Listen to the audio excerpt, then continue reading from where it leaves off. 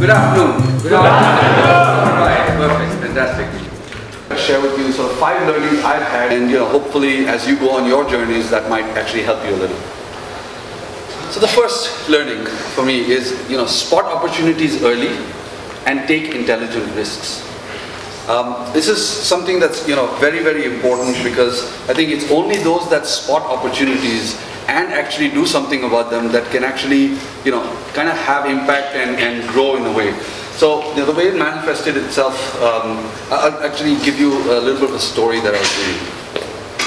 So it's the late 90s, so picture yourself back in the early days, as you would call it, but it's the late 90s, and the world is just waking up to sort of this groundbreaking development that a country like India is the rising Asian tiger, is bursting onto the scenes.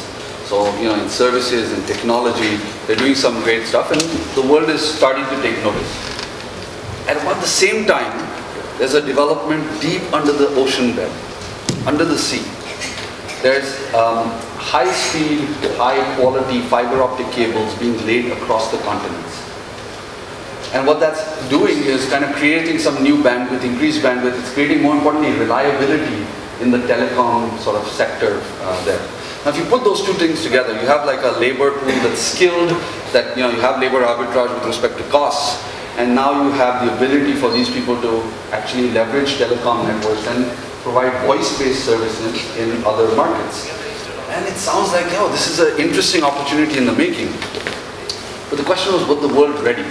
And so there was this set of entrepreneurs that said, there's only one way to find out, that's right.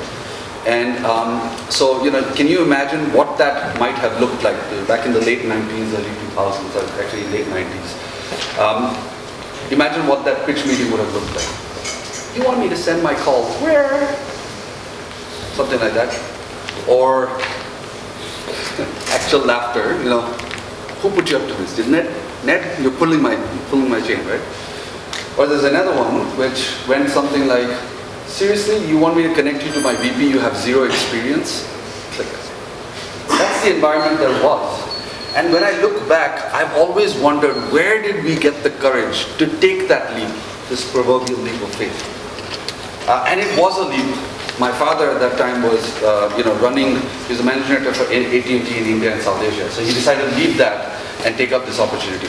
I put a little bit, suspended my education so that I could say, hey, look, I don't have any experience, but maybe I can try and build something. And we founded Epicenter actually just down the road from here in Powai, which was one of India's first voice-based call centers. And we decided to dream. And the fact, we had no clue whether it would work or not.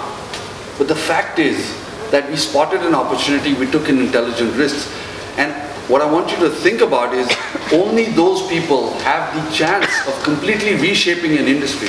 It may not work, but if you're looking for that kind of impact, you have to spot these opportunities and take risks.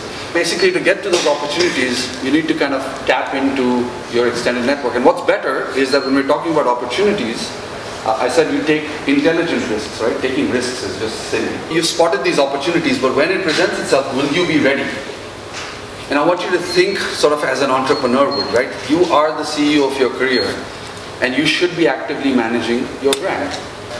You have the ability to control your destiny, and winners have a doer mindset, not a victim mindset.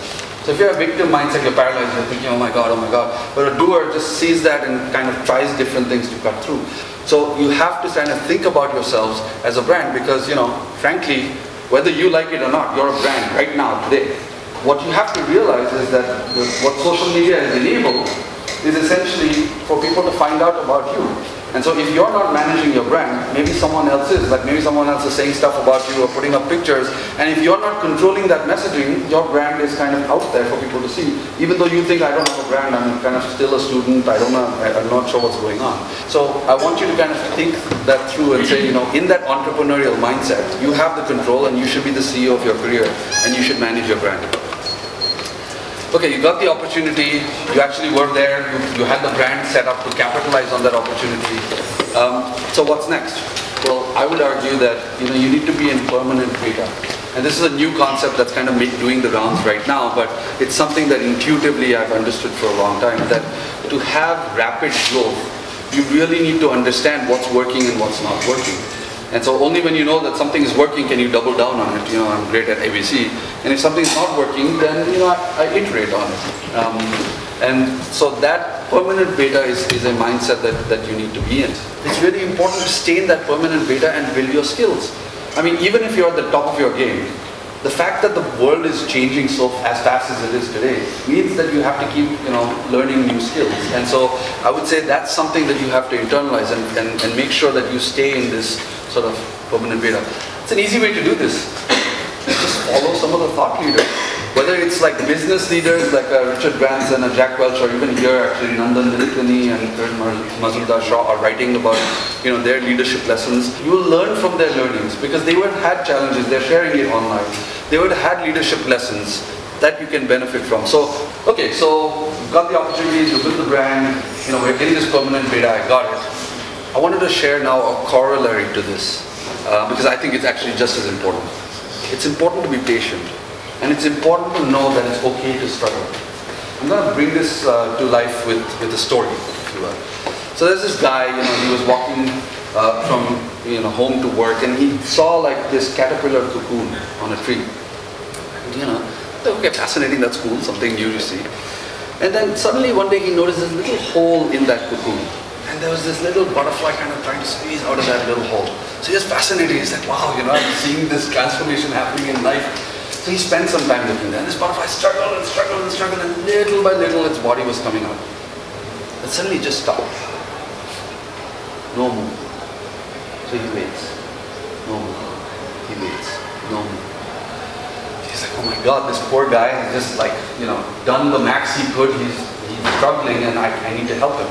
So he takes out his little pocket knife and just cuts a little bit of the hole. He widens that hole a little bit. And lo and behold, this butterfly is up, and he's like, okay, let's squeeze out. And they, and eventually the butterfly, it's obviously much easier to get out of the bigger hole, comes up. But he looks at it, it's on the floor, and it's kind of shriveled, and the wings are a little bit withered. He's like, okay, that's part of that transformation process. So he sits there, and he watches, and he watches, and he waits for hours, but the butterfly never flies. And what he realized, he was obviously trying to help the butterfly, but what he didn't realize is that by forcing this butterfly to push out of that little tiny hole was nature's way of pushing the body fluid that's in a caterpillar's body into its wings and making it strong enough to actually take flight. And so what I hope you understand is that these struggles are important for you to go through in life. Because if life happened and you had no challenges, nothing sort of upset you, you would end up like that butterfly, withered and not being able to achieve your full potential and not being able to fly. And it's something that's important.